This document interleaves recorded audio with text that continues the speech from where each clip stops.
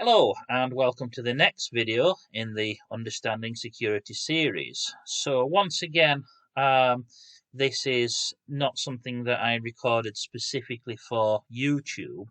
This is a recording again of a lecture that I gave in person, and the quality of these is maybe not fantastic because of the conditions that they were recorded under. Once again, hopefully someone out there will find it useful. So this week's video, this week's lecture is about international organised crime, and there's obviously some overlap with last week's topic, which was terrorism. Because, I mean, again, for one thing, terrorism can be defined as a crime, and criminologists are certainly interested in terrorism. There's also a lot of overlap in that terror groups very often turn to other types of crime in order to fund their activities. So things like drug smuggling, for example. So there is a lot of overlap. But the way that we're defining crime this week, which kind of makes it distinct from terror, is that we're talking about crimes which are not committed for political or ideological purposes. So terrorism generally has a political motive or an ideological motive, whereas most of the crime that we're talking about this week has a profit motive, generally speaking. So yeah, once again, hopefully you'll find this video useful. So again, what do we mean by organised crime? Well, again, here's one possible definition, not the only possible definition, but one possible definition from a guy at Interpol. Organised crime means any continuing unlawful activity by an individual, singly or jointly, either as a member of an organised crime syndicate or on behalf of such syndicate by use of violence or threat of violence or intimidation or coercion or other unlawful means, with the objective of gaining pecuniary benefits or gaining undue economic or other advantage for himself or any person, or promoting insurgency. Now, there is a tendency to kind of almost romanticise organised crime, particularly in, the media, in Hollywood. We think of maybe things like the 1920s, Chicago, the mobs, Al Capone. Again, Capone often seen as almost as a hero, the guy who stuck it to the state, to the man. I mean, in reality, he was a thug. It's a nasty piece of work. But that's not the way that Hollywood portray him. Maybe we think of things like The Godfather or Peaky Blinders, or But today's organised crime is nothing like it was 100 years ago.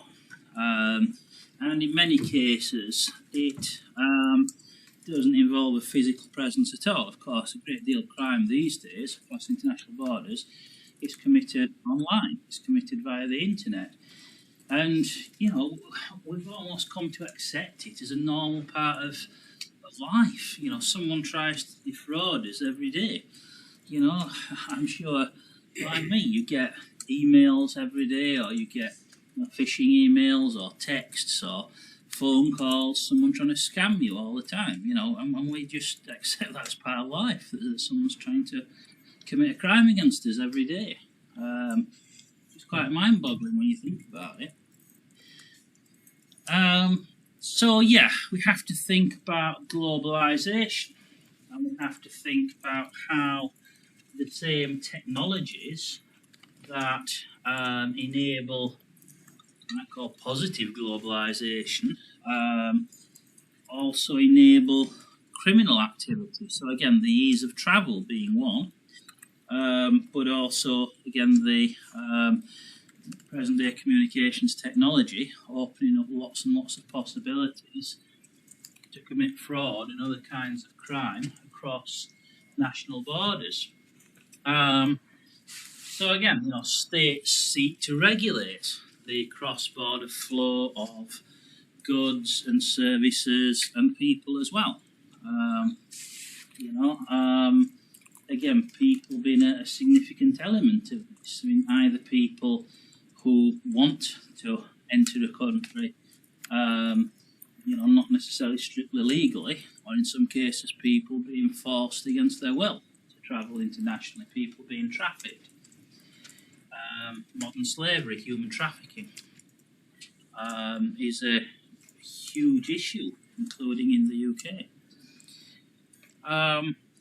So again, states obviously seek to regulate and control flows of both people and goods and services, but you know, there's vast profit to be made by circumventing such controls. And if there's profit to be made, then someone will seek to make that profit. And part of the problem as well is that, you know, there's a huge variation in laws across different countries. There's a huge variation in enforcement capacity. So again, think about the concept of the weak state. You know, many states which are quite just simply unable to maintain order. They just don't have the institutional capacity, they don't have the resources, they don't have the money. But also the basic nature of the Westphalian state system, because once again, sovereign states, you know, have in theory unlimited power, but only within their own borders. So if the criminal is located outside of your borders, what do you do? You know, and again, which is very, very often the case, particularly with online crime. You know, the UK police can't directly go after a criminal who is located in another jurisdiction. Now, yes, there is cross-border cooperation, collaboration between police forces, and we'll kind of come on to that. But once again, what if the criminal is located in a country where, you know, the state doesn't have the capacity to go after them? Complain to that state, to the authorities there, but you know, if they just don't have the capacity to deal with it, then you know, there's little realistic chance of anyone being caught. Or maybe it's not even a crime in that country, depending on what it is. You know, maybe a crime under UK law, for example, but maybe not in the originating country. So, you know, for these reasons, some states, and particularly weak states, particularly in the global south, can become havens for organised crime. You know, and this leads us on to the concept of the nuisance state. You know, a state where criminal activity is being harboured and causing problems for the rest of the international community. And again, this is not only necessarily the kinds of countries we would think of.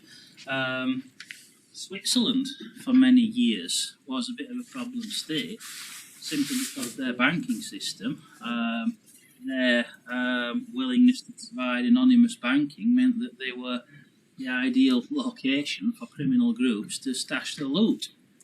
You know, up to and including Adolf Hitler. There's still quite a lot of gold which was stolen during the Holocaust, which is still there in vaults in Switzerland, still there to this day. So yeah, the nuisance states aren't always necessarily the ones that we think of. We think Switzerland, you know, prosperous, peaceful, you know, land of cuckoo clocks, and you know, generally quite a nice place. But you know, historically, and to some extent to this day, because of the nature of its banking system, it has been something of a what we might call a nuisance state. So yeah, obviously linked to globalization, and you know, it is huge. Global crime is a huge part of the global economy. We're talking trillions of dollars per year. You know, we're talking bigger than the GDP of almost every country. I mean, the entire UK GDP is only about 3 trillion a year. Global crime is bigger than the UK, and the UK is one of the biggest economies. You know, not quite on the scale of China or the US, but bigger than most others. So yeah, we're talking about, you know, a huge area of economic activity, and just because it's illicit doesn't mean that it's not part of the economy. It is. So yeah, according to one estimate, this is a few years out of date. This is from 2008, but I don't imagine things have changed that much. The global criminal economy accounts for maybe 15% of global trade. That's only one estimate. And again, it's difficult to really get a handle on this because obviously it's not easy to collect accurate data for obvious reasons. But I think we're talking that kind of ballpark. We're talking a significant slice of world economic activity. And of course, we're talking about vast global criminal networks which interact with each other and also interact with states, because of course in many cases, you know, these organisations have contacts within the state, and you know, corrupt officials right up to the top in some cases. So we think of obviously the American mafia, which is kind of descended from the Sicilian mafia in a sense. It was kind of Italian immigrants to the US who kind of founded the American branch of the mafia. We could think of the Russian mafia, the Chinese triads, the Colombian drug cartels, of course, which we've already talked about in previous weeks, and the Sicilian Costa Nostra, the original mafia. And particularly in the old Eastern Bloc, in Europe, so in Russia, but also in the former Warsaw Pact countries as well, and also other former ex-Soviet states. Organised criminal gangs have tended to have a particularly strong foothold, but other parts of the world as well. So if we think in South America, again, we've mentioned Colombia before, we've mentioned Peru, we've mentioned in North America, we've mentioned Mexico, of course. So yeah, for various different reasons, again, weak states or states where governments are not necessarily averse to these groups existing. Maybe are quite tolerant of these groups existing. Maybe people in quite high places in government, in some cases, are benefiting from allowing these groups to continue to exist. So particularly in states with high levels of corruption, and again places in where there's kind of easy access to weapons and other resources. But we're also talking about transnational networks. We're talking a truly kind of global web of crime. And again, cyber-enabled crime, and again, that's really grown with the growth of the internet. So the internet has only really been a big thing for the last 25 years or thereabouts. I mean, it's existed since 1969, but in its sort of first few decades, the internet was really primitive, very primitive by modern standards. But also it was kind of only really of interest to academics and geeks, and it wasn't integral to global infrastructure in the way that it later became. It's only since round about end of the 90s, round about 2000, that the internet has developed into the network that we see today, which is integrated with all our lives, with societies, is kind of a critical infrastructure. It's only really been the case in the last 25 years. But internet-enabled crime has kind of grown along with that. Again, the early internet, I mean, again, you kind of won't remember it, but I do. It was the Wild West. There was very little regulation. There was very little capacity to regulate it. Our state's capacity to regulate the ClearNet, the internet that we all see and use, state's capacity to regulate the ClearNet has increased, but through encryption, through sophisticated technologies, through the dark nets, most of the really dodgy stuff has moved there. It's moved into the dark nets. So yeah, new types of crime, and you know, other things as well. I mean, you know, environmental crimes. So again, things which wouldn't necessarily have been seen as crimes in the past, but now are attempts to kind of circumvent environmental protection regulations. Regulations spelt wrong there, but anyway. You know, things like illegal dumping and so on. You know, compromising the environment. And a lot of profit to be made from that. And also think about things like the privatisation of security. Think about private security companies like the Wagner Group, for example. And again, you know, there's opportunities there for the members of such groups to make vast profits in many cases by engaging in illicit activity.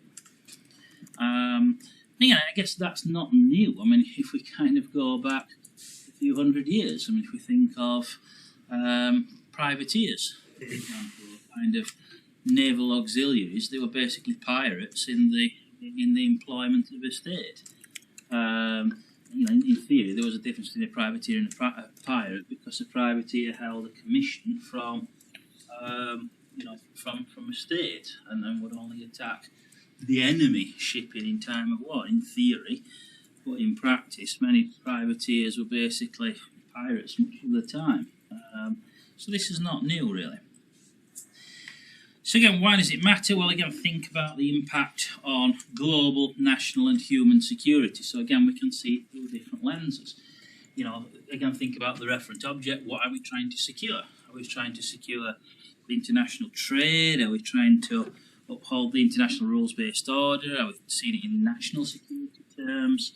Are we seeing it in human security terms? Because obviously, you know, crime has a huge impact on people. And, you know, there's probably no such thing as a victimless crime. And many of the crimes that we're talking about have horrendous impact on people. But also, again, as I kind of mentioned, the supporting role for other security concerns as well. So things like arms trafficking, you know, again, obvious links to insurgencies, to terror, and so on.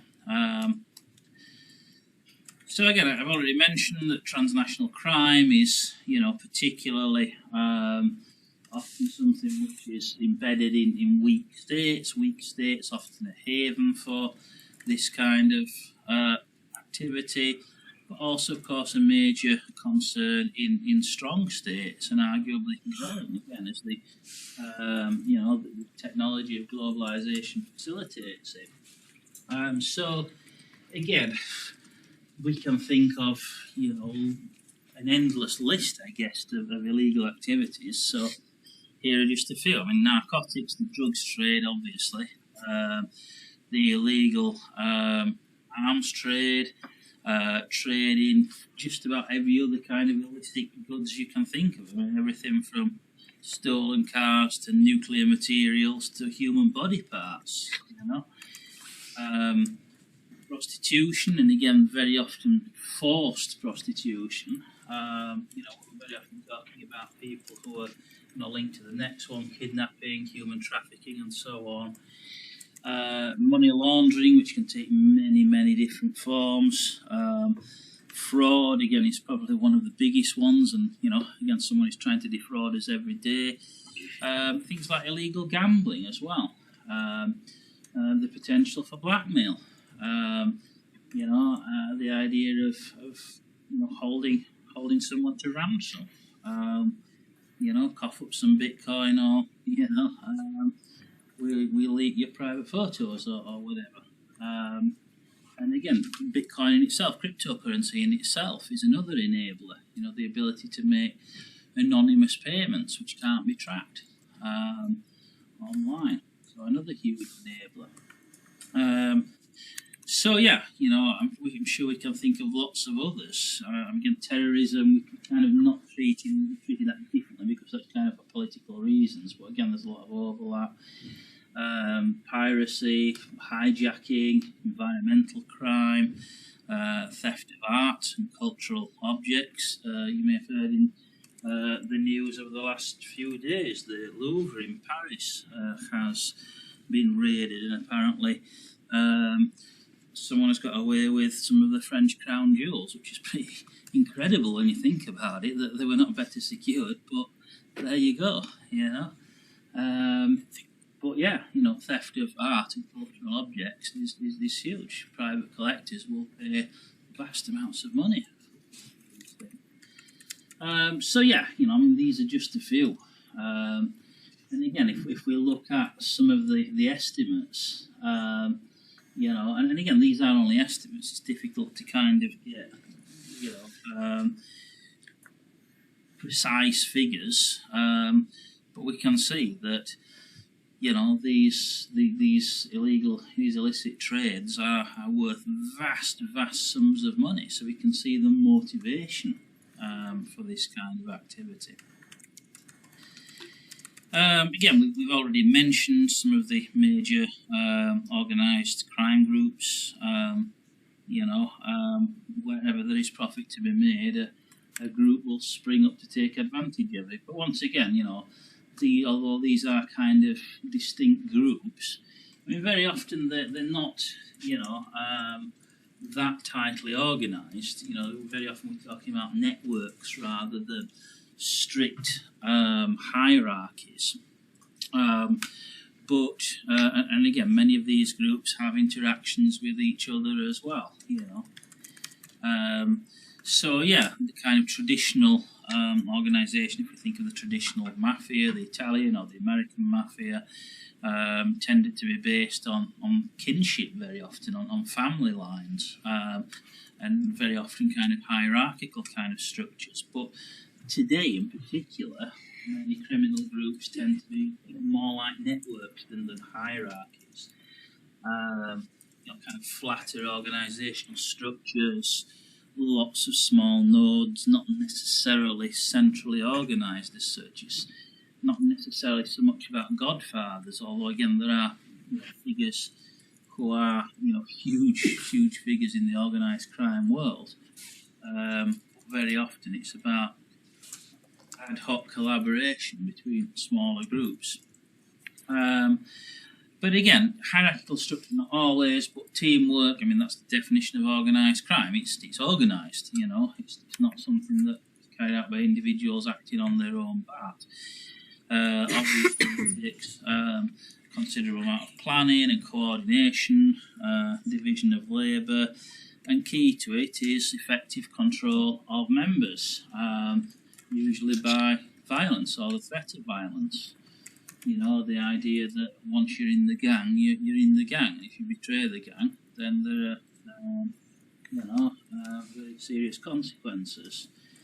And again, very often not limited to illicit services. Very often we're talking about, and this is how money laundering works. You might have what on the surface appears to be a legit business, but it's kind of a front for other activities, or it may even make profit from the legit business, but behind the scenes there's other stuff going on as well. And that is very, very common. You make profits from crime and you pass those off as legit profits as a legit business, and here presto, you've got an explanation for the money. That's how money laundering works.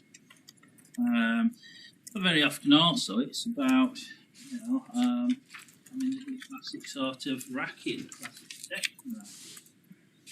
I used to have a student some years back who grew up in Naples, and he tells me there that, the mafia control pretty much every business. And he said, if you go over there as a tourist, you'll never ever see them. You'll never see them, but if you own a business there, you'll see them because they'll come knocking. In quite a friendly way,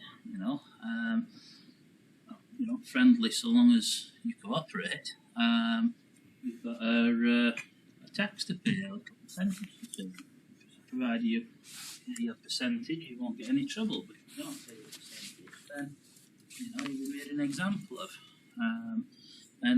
Again, from what the guy was telling me, that is the norm. That is the norm in Naples. So yeah, if we think about typologies, how do we classify these different groups?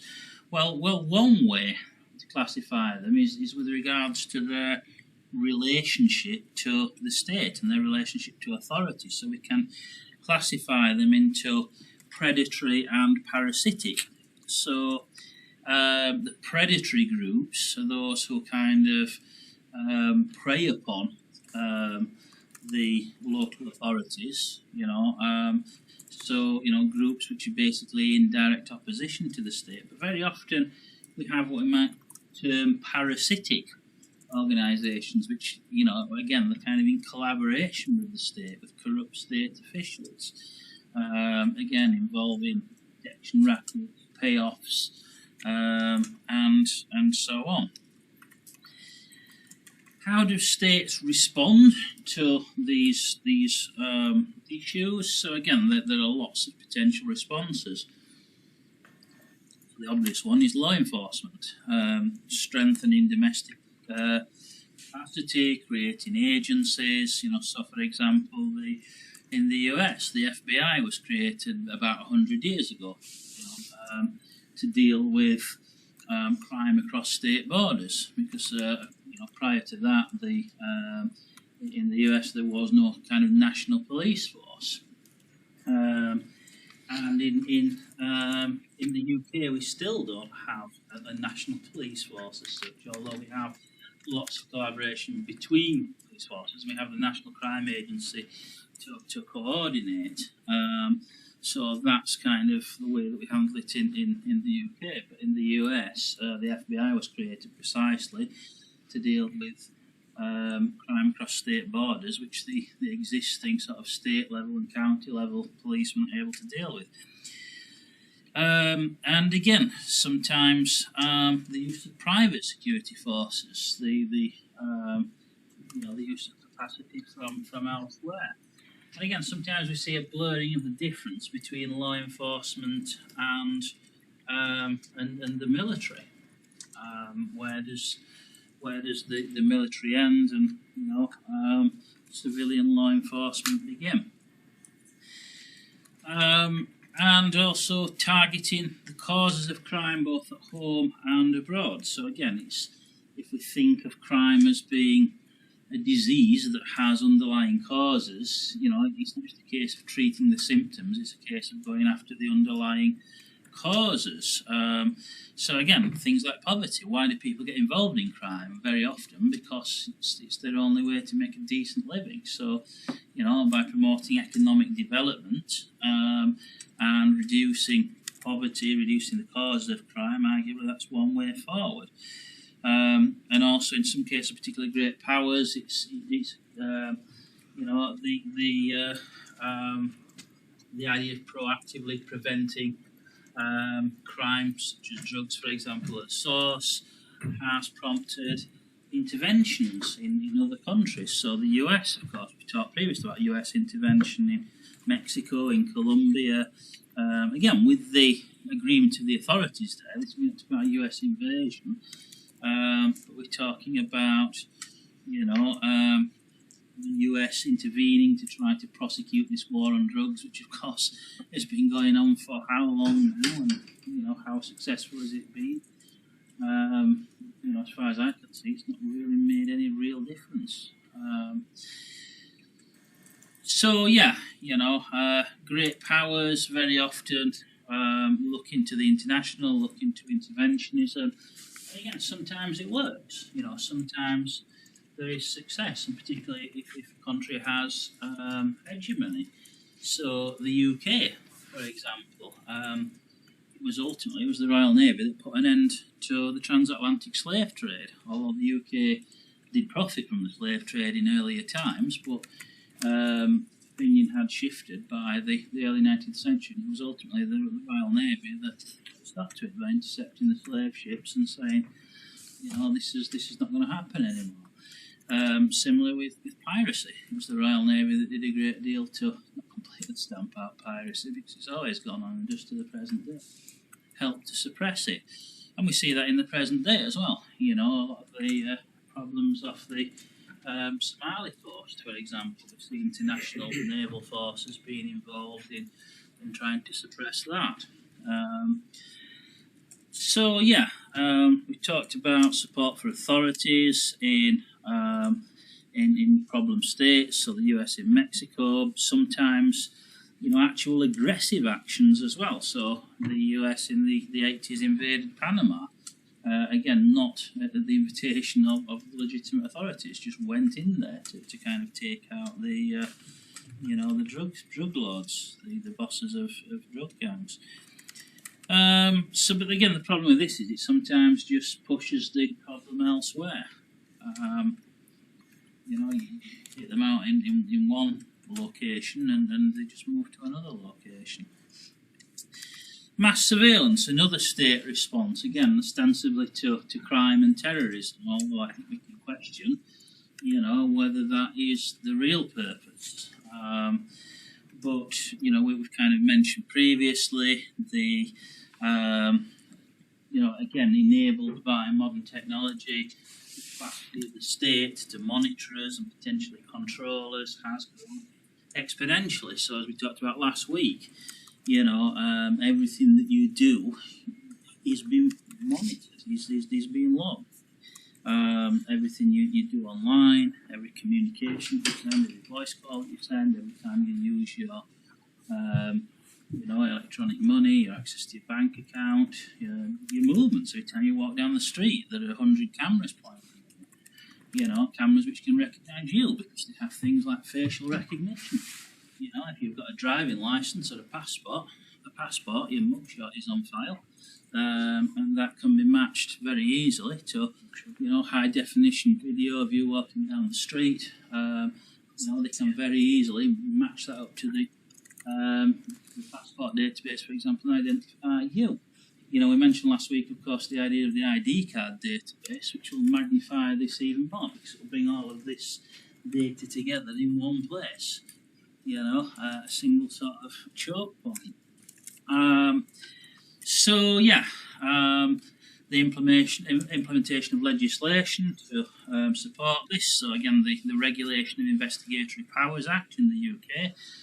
So once again, the police and the security services can access any of your online records for any reason on a whim, basically. They don't require a warrant, they don't require any kind of authorisation. They can just go and look at your activities because they happen to feel like it.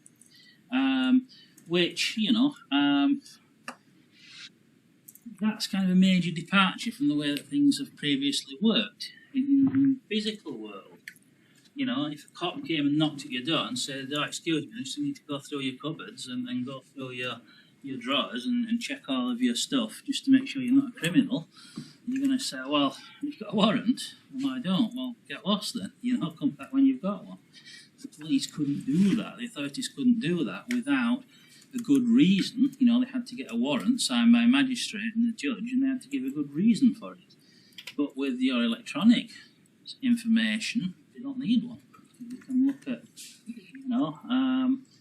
anything they want without any, having to give any reason and justify it to anyone, which again is arguably a dangerous extension of state power. So we mentioned the temporary system, we mentioned the PRISM system in the US, the surveillance technologies. So again, without kind of going into a lot of detail because we don't have time, I used to do an entire module on this, on advanced surveillance. But that's been suspended at the moment. We're not offering that one at the moment. So I could talk about this all day, but suffice to say that everything is being tracked, all the movements are being monitored. Does it work? Well, probably to some extent it does. Probably lots of criminals are caught this way. But again, criminals also evolve sophisticated countermeasures, counter-surveillance measures, some of which are sophisticated high-tech and some of which are low-tech, such as simply meeting in a discrete location, meeting a wood somewhere where there's no cameras and no microphones. But also things like phone jammers, surveillance detection equipment. We've mentioned encryption, we've mentioned dark nets, the use of false identities. You want a British passport, it's not hard to get one if you've got the right contacts, and you can get the right contacts online, and you've got the money and you're prepared to pay. It's not difficult to get a fake passport.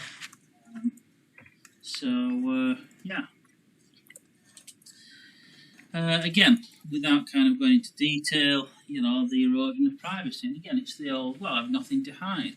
Everyone's got something to hide, not necessarily illegal things, not necessarily bad things, but things we don't want the whole world to know. I say to people, have you got curtains? Have you got blinds, in your house? Well, yeah. Why do you have curtains? You've nothing to hide. Why do you put a blind up? Why do you lock the toilet door? You've nothing to hide. We've all got something to hide. We've all got things we don't want the whole world to know, and that's not a bad thing. Privacy is a human right. Recognised as a human right in, various international treaties and instruments. So again, do we want the state to have this kind of control? Is it a step towards totalitarianism? Is it a step towards a police state? And again, I at least think that this discussion should be had. You might think, well, there's lots of arguments for surveillance, and that's fair enough. But the point is that, we're not having this discussion. It's not being debated in Parliament. It's not being discussed very much in the media. It's certainly not in anyone's election manifesto. No one voted for this. So where's the democratic oversight? And again, questions like, surveillance of foreign nationals as well. To what extent should governments share their data with foreign states? And they do. Everything that the British government collects on you will be shared with the US, for example, and probably the other Five Eyes partners as well. So your data is not only being looked at by your own government, it's actually being transferred to foreign governments as well. But again, ultimately state-level responses, although, again, technology does enable the state to do a lot, ultimately, cross-border state powers are limited. The British state is pretty much all-powerful within the UK, but it has very limited power, outside of its own borders.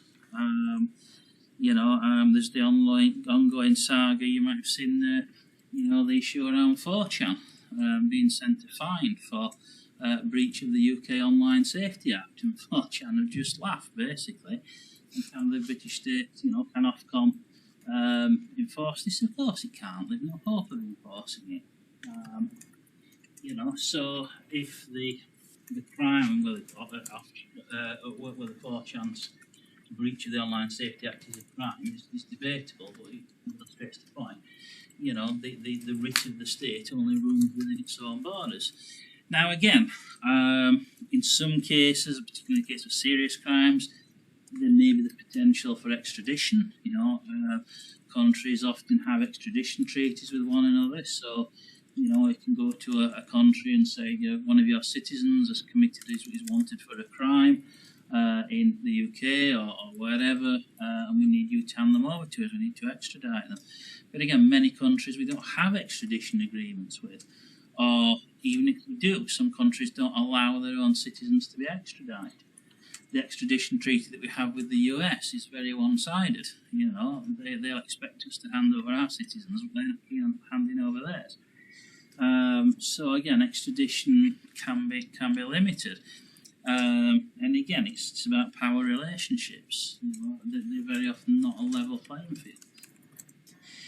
We mentioned state involvement, corruption, political protection, elite capture, state organised crime, and the establishment of this term kleptocracy, which basically means a state which is run by thieves.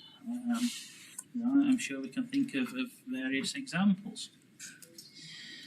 If we think of kind of international responses, so again, looking at it through a liberal lens, if we think of kind of the liberal paradigm, what would liberals say? Well, of course, they would say this is an example of interdependence. This is an example of an issue that cannot be tackled by states acting alone. So therefore, we need to establish international rules, we need to establish cross-border institutions. But again, is this really workable in reality? We have, organisations like the UN Office on Drugs and Crime, which again doesn't have powers in itself. It doesn't stand an international police force. It can't go and deal with things directly. But what it can do is offer assistance to member states, and particularly weak states. It can offer them help, with resources and intelligence and guidance on tackling crime. We have various international treaties dealing with crime. So, for example, the Convention Against Transnational Organised Crime, named after Palermo in Italy, when it was signed. So again, this is about countries agreeing to cooperate, so things like harmonising laws, agreeing that certain things are going to be illegal everywhere in all signatory states, and that states will cooperate in things like sharing intelligence, in things like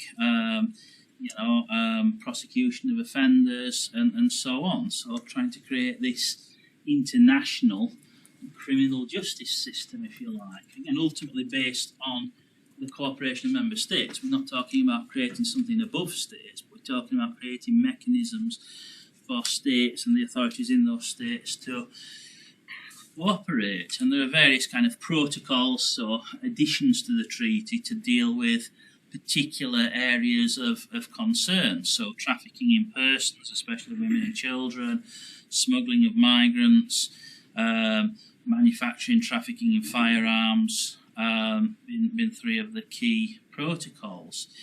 We have the Financial Action Task Force, which again is kind of the global money laundering and terrorist sort of financing watchdog.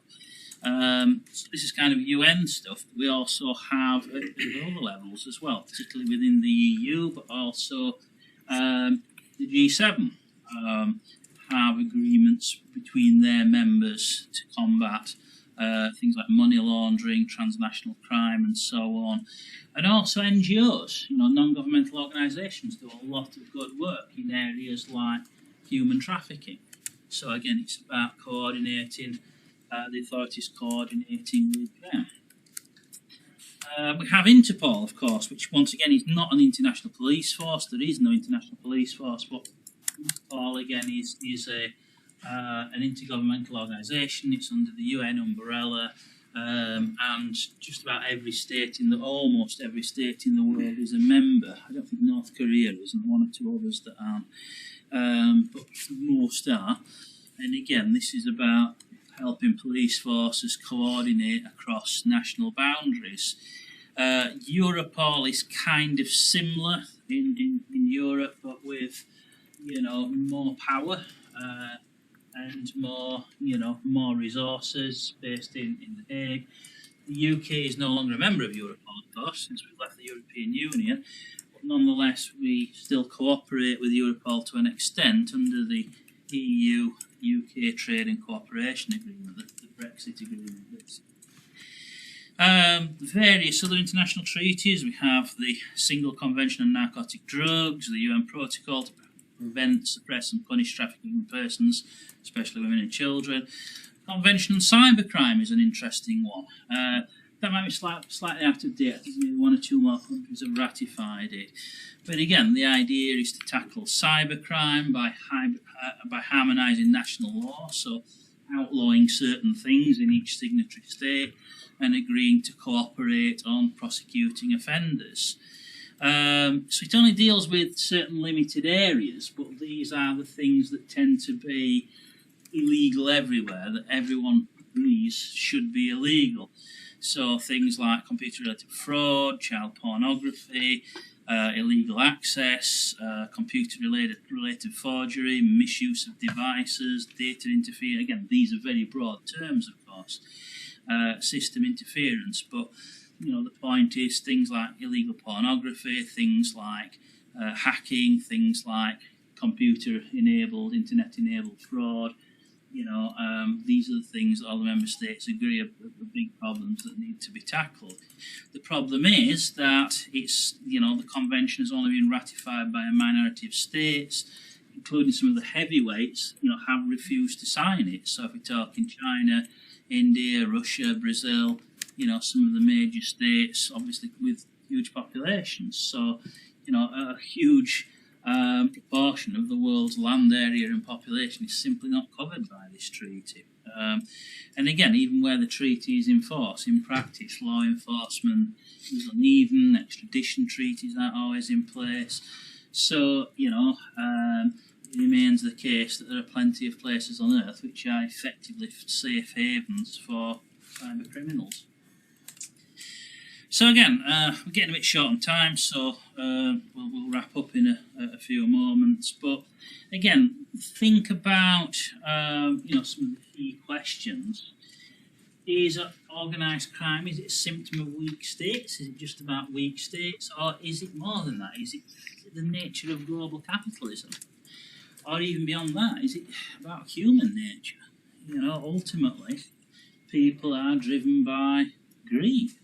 Driven by, or in some cases, it's maybe not even greed. It's about being piss poor and desperate, and needing to make a living some way. So, is it about the nature of the international system? The nature of the international economic system? It's maybe about human nature as well. Again, think about the ethics of criminalisation and prohibition. So, first of all, does it work? The war on drugs hasn't been very successful. Mass surveillance, again, arguably effective to an extent, but do we want to live in that kind of society? Do we want to live in a society where Big Brother is watching our every move? And again, it kind of, in a sense, creates an atmosphere where we're all under suspicion, we're all being kind of treated as suspects. Again, think about the nature of the Westphalian state system and the limitations of that. So, states whose jurisdiction is limited to their own borders, can they deal effectively with cross-border crime? Are international regimes effective? So this is definitely an example of interdependence, but, does the liberal solution work? So yeah, think about these underlying IR theories and concepts, how they apply. Think about state sovereignty, think about weak states, think about globalization, interdependence, economic theories, including Marxism. Think about the links between crime and terrorism and where those intersect. But ultimately, what is the referent object? What are we trying to secure? Are we talking, is this a national security issue? Is it a human security issue? So yeah, to summarise, global organised crime is an aspect of globalisation. It's very much enabled by modern transport, modern communications technology. It is a good illustration of the interdependence principle and the limitations of state responses in a globalised world. The liberal response, of course, is collaboration. Does this work in practice? Think about applying both state and human security lenses. Think about mass surveillance, the potential consequences of that for civil liberties and state control. And again, as I've mentioned multiple times, think about the links with other security issues as well. Alright, so we're pretty much out of time. So as usual, if you have any questions, save those for the seminar.